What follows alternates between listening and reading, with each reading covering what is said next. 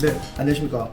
저는 2006년 1월부터 김천에서 김부자 농약사를 운영하고 있는 김대근이라고 합니다. 올해 17년차 포도 전문으로 농약사를 운영하고 있습니다. 뭐 다른 작물도 조금씩 하지만 이제 기술센터에서 포도 교육을 한 36년 하셨던 저희 아버지 영향으로 이제 포도만 주력으로 지금 계속 운영하고 있는 중입니다.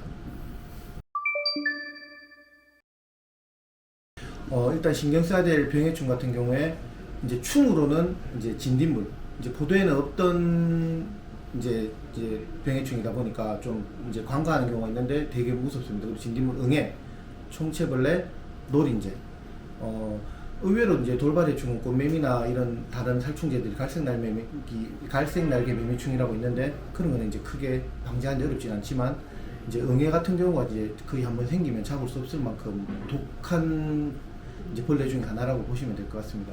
병 같은 경우에는 흰가루병, 그 다음에 이제 봉지 싸기 전에 열매가 이제 그대로 사가 버리는 이제 잿빛 곰팡이병, 그 다음에 탄저. 송이 탄저는 사실 자옥에는 장마기한테 많이 생겼지만 샤인은 봉지를 싸기 때문에 이제 병이 안 걸린다고 많이 그런 생각이나 고정관념을 가지고 있지만 지금 주산지에서 일부 농가들 말고도 이제 되게 많이 생기고 있어요. 그래서 송이 탄저가 한번 생기면 급격하게 생기기 때문에 상품 가치뿐만이 아니고 그 팔았을 때 또 그런 이제 민원이 많이 생길 수 있는 소지가 있기 때문에 그것도 중요하고, 장마기 안에 또 이제 송이 탄저와 같이 올 수 있는 노균병, 이제 비가림 같은 경우에는 대응하고 다르게 비를 직접 맞는 경우가 많기 때문에 송이 노균병에 대한 방제도 잎수확부에 영향을 바로 직접적으로 주기 때문에 송이 노균병도 잎 노균병 그게 되게 중요하고.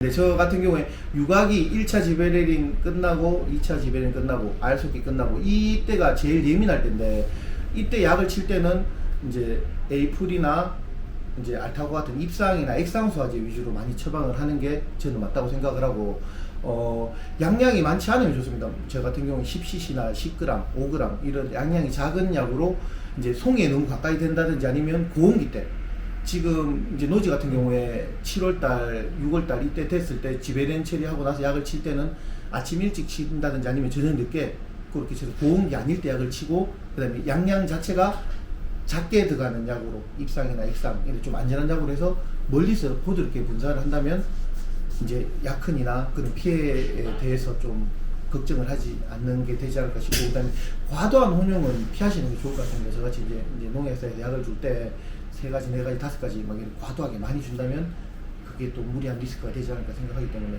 양량이 작은 양을 이제 멀리서 칠 수 있도록 많이 지도를 해서 상처가 나지 않는 게 제일 좋을 것 같습니다. 실제 병을 치료할 때는 탄저는 탄저 전문 약제, 그 다음에 녹균은 녹균 전문 약제, 진딧물은 진딧물 전문, 이런 식으로 전문적으로 간다면 이제 살균이나 살충 쪽에 효과적인 방제가 되지 않을까 생각합니다.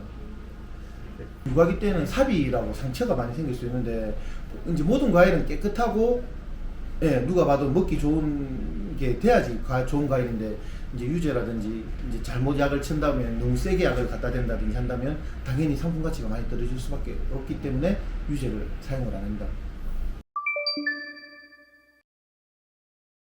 장마기 때 이제 보통 예방 차원에서, 병을 예방하는 차원에서 탄저 쪽이나 갈반, 흰가루, 흑도 쪽에 좋은 이제 에이풀, 잎상수화제를 치고, 그 다음에 비를 직접 맞는 반하우스나 아니면 대형의 습도가 높은 데 같은 경우에 송이 노균이나 잎에 이제 노균이 많이 붙습니다. 그래서 이제 한 번에 잡는 노균병 전문약제는 조르백이 저희는 많이 쓰고 있습니다. 근데 이제 모든 약에 잘 드는 약은 많이 치면 내성이기 때문에 교차로 많이 쓰고 있습니다. 탄저는 저희가 예방이 일단 우선이고, 예방 다음에 걸렸을 때 치료가 그 다음 목적이 되는데, 이제 예방 차원에서가 되게 중요한 것 같습니다. 그래서 저는 약흔도 많이 묻지 않는 에이풀 같은 약을 이제 예방 차원에서 되게 많이 쓰고 있어요. 왜냐하면 송이 직접 우리가 이제 가까이 들고 압을 세게 하지 그렇게만 세지 않으면 이제 약흔이나 그런 쪽에 문제가 전혀 없고, 그 다음에 치료보다는 예방이 더 우선이지, 치료한다는 자체는 그만큼 리스크가 있기 때문에 일매. 그래서 이제 예방 차원에서는 저는 이제 그 A4를 많이 쓰고 있습니다. 그리고 뭐 한농에서 신제품이 과수탄이라고 나왔다는 얘기를 들었습니다. 이제 보호살균제와 치료제가 섞인 약으로 알고 있는데, 지금 이제 차인에 새로 많이 생기고 있는 탄저나 곰팡이 이런 쪽에 상당히 기대가 많이 되고 있기 때문에 약이 잔류기간과 효과, 제형 이런 걸 보고 한번 기대를 해보도록 하겠습니다. 응애 같은 경우에도 신약이 작년에 나왔지만 이미 이제 내성이 왔는 상태입니다. 그리고 2회밖에 살포를 못하다 보니까 상당히 지금 응애 쪽에서 관심을 모든 각사들이 가져주신다면 농가들이 응애 잡는 데 좀 많이 도움이 되지 않을까 생각합니다. 응애약 안 들을 때는 저 같은 경우에 저것도 많이 치거든요. 뭐 노블레스의 살비앙이라든지 응애약을 2개 썼기를. 왜냐하면 신제품이었기 때문에 좀 그렇게 해갖고 방제를 많이 하는데 이제 신약 중에서 그게 제일 좋은 것 같아요. 그냥 기존의 약 같은 경우는 잘 안 듣잖아요. 노린제나 이런 쪽에는 저희가 리무진이나 캡처 같은 약이 전문 약제가 있는데 약량도 이제 입상이나 액상이라서 안전하면서 또 약이 많지 않아서 묻는 거나 이런 데도 효과가 이제 좋고 묻지 않고 이래 되게 좋은 상태고 그 다음에 이제 총체벌레나 이제 청벌레 뭐 자벌레라고도 하는데 이제 열매를 파고 들어가는 겁니다. 구멍을 내서. 그러면 그런 쪽에는 우리가 델리게이트 입상이면서 양량이 작아서 델리게이트로 되게 많이 처방을 하고 있고 또 저만의 처방법이 하나가 더마니칸투스를 쳐가지고 많이 잡거든요. 그러니까 실제로 원래 저희가 그 곰팡이가 오면 이 감당이 안 돼요. 막 열매가 주르르 흐르거든요. 그래서 정말 극단적으로 이제 이건 좀 강하게 처방해야 될 때는 이건 딴 데 안 알려주고 저만 쓰는 건데 이제 꽃이 피는 중간에도 저는 더마니칸투스를 혼용해서 오후 3시 넘어서 이제 단독으로 살포를 많이 합니다. 그러면 실제 예방 치료적 효과가 상당히 탁월해서 더마니칸투스를 저만의 방법으로 사실 처방을 많이 하고 오늘 공개가 되네요. 예. 오후 3시 넘어서 너무 약을 가까이 된다든지 중복 살포가 없다면 예방 치료 효과는 정말 좋은 방법입니다. 뭐 봉지 싸기 전 같은 경우에 뭐 사파이어에다가 모멘트 스마트를 열매에 직접 쳐도 곰팡이 탄저, 깍지 진진물 이런 거 같이 예방을 하기 때문에 저희가 이제 처방하는 저희 방법 노하우 중에 하나입니다. 그래서 씨를 잘 없애는 게 브라마이신이 도와주는 역할인데 예전에 저는 브라마이신의 역할을 크게 믿지를 않았었는데 지금 제 아버지가 테스트를 해보고 이제 브라마이신만으로도 효과가 좀 있다고 하셔서 지베레린으로 못 없애는 한두 개 남는 씨를 브라마이신으로 이제 없애는 게 확실히 저희가 느꼈습니다. 수확 기간이 길고 샤인 같은 경우에 또 이제 수확할 때 가서 우리가 또 최소한의 방제를 해야 되는 상황인데 잔류 기간이라는 PLS 제도 때문에 이제 잔류 기간이라는 걸 이용하면 저희 같은 경우에는 이제 마지막 응약 같은 경우에 저는 아껴놨다 노블레스 그 다음에 이제 뭐 사파이어 그 다음에 리무진 요런 처방을 해서 잔류가 7일 이후에 이제 길게 봐도 14일까지 갈 수 있거든요. 급하기로 하면. 그래서 이제 마지막 수확 기간 때는 잔류 기간을 짧은 약으로 선택을 하는데 노블레스를 사실 많이 이용하고 있습니다. 응약을.